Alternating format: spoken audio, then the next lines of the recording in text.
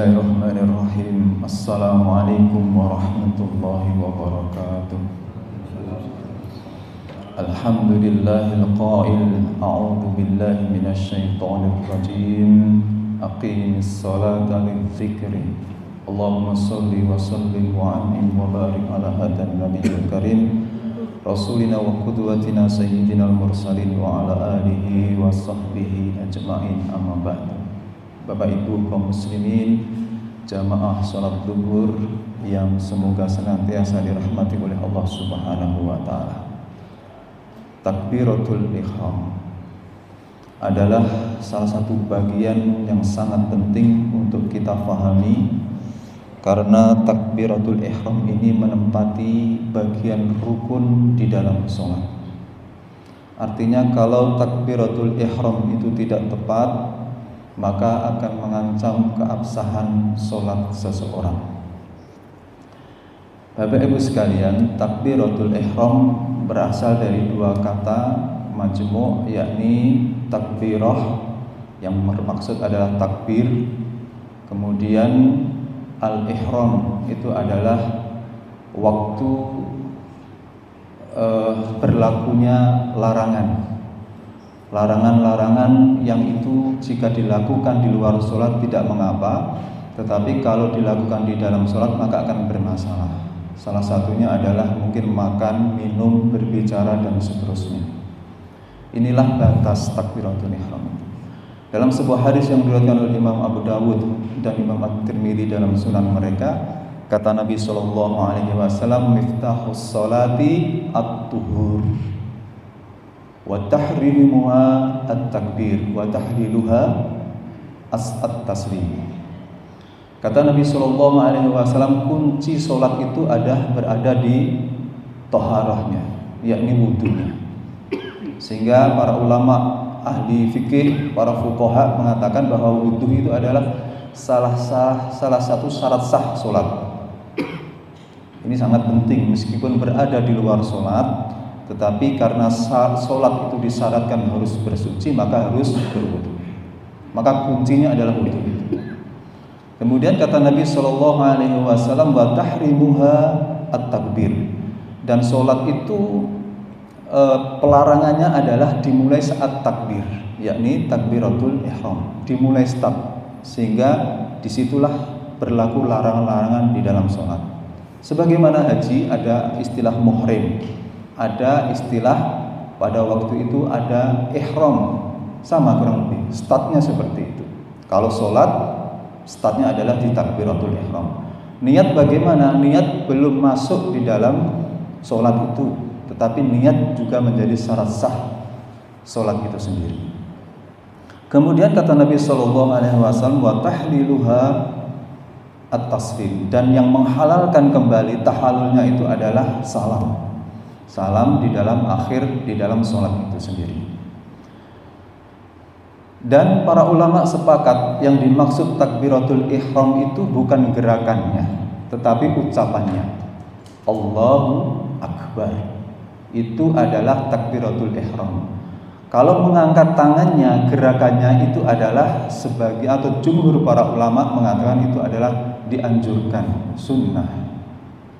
Tidak mengapa jika seseorang itu ketika takbiratul ihram yang penting mengucapkan Allahu Akbar, tangannya tidak mengangkat tangan, karena mengangkat tangannya itu adalah sunnah. Tetapi sebaliknya, jika seseorang itu mengangkat tangan kemudian tidak membaca takbiratul ihram, tidak membaca Allahu Akbar, atau membacanya itu di dalam hati, maka tidak sah di dalam sholatnya. Semua ulama sepakat dengan itu. Apa ada ini? Hati-hati bagi kita. Seseorang dikatakan mengucapkan zikir atau doa itu ketika bergerak mulutnya, bibirnya. Jangan-jangan kita hanya mengangkat tangan, kemudian bacaannya itu hanya di dalam hati.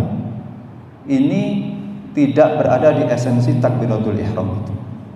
Tetapi apa? Takbiratul ihram adalah bacaannya. Allahu Akbar kemudian diikuti mengangkat tangan, itu lebih sempurna, dan itu memang demikian tata caranya.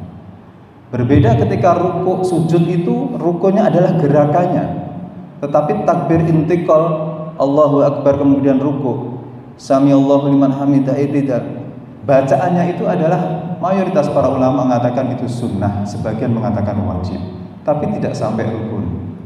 Tetapi adalah gerakannya. Tapi kalau takbiratul ihram yang menjadi rukun itu adalah ucapannya. Ya, ini coba kita cek kembali apakah kita cukup di dalam hati ketika melafazkan takbiratul ihram ini atau sudah diucapkan.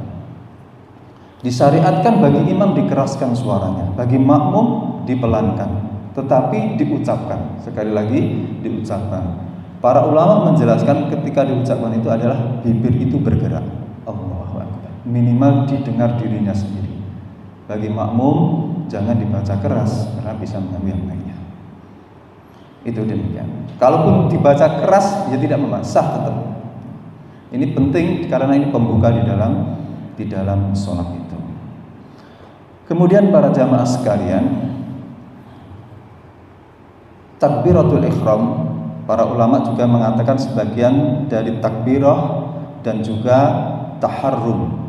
Sama itu, kalimat takbir kemudian dari al-ihramnya atau taharrumnya itu.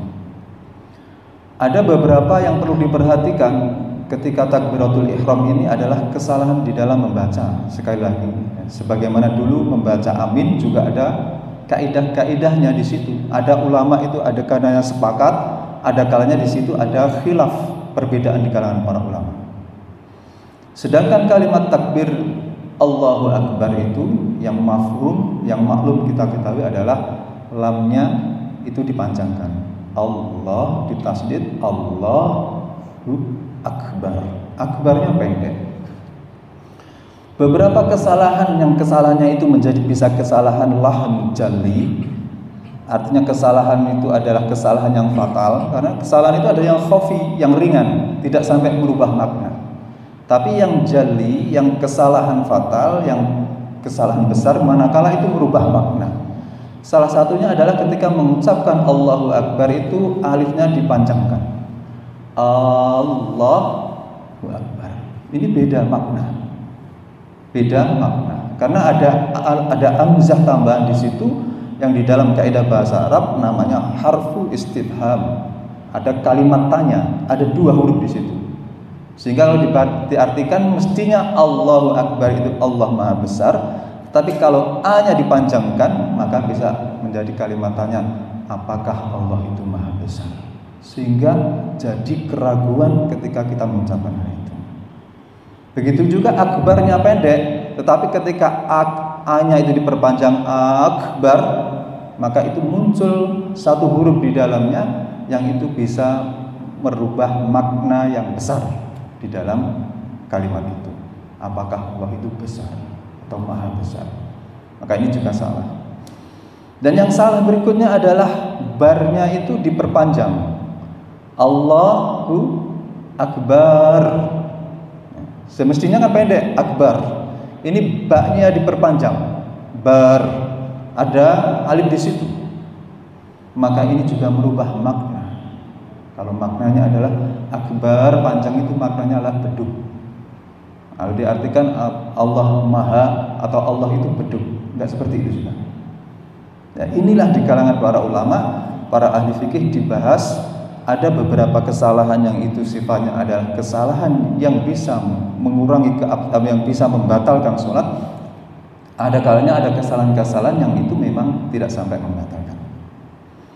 Kemudian terkait dengan tafsir bacaan takbiratul ihram ini adalah bahwa ketika seseorang melakukan takbiratul ihram itulah pintu masuk ketika seorang hamba itu memang berhadapan dengan Allah, ingin meniadakan selain Allah itu kecil, Allah yang maha agung dengan segala zat dan sifatnya, keagungannya. Allah maha besar itu semuanya.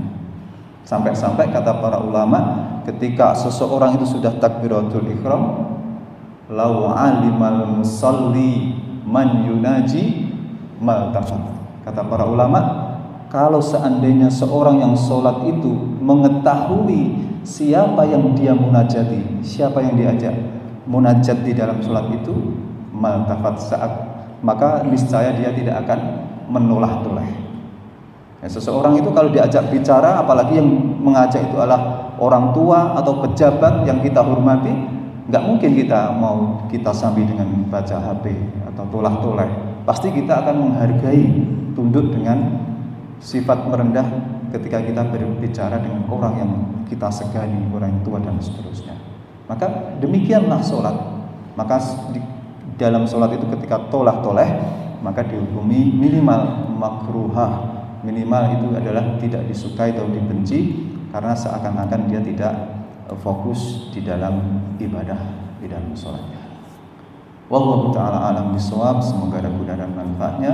Wassallallahu ala sayyidina Muhammadin wa alihi wa sahbihi ajma'in. Assalamualaikum warahmatullahi wabarakatuh.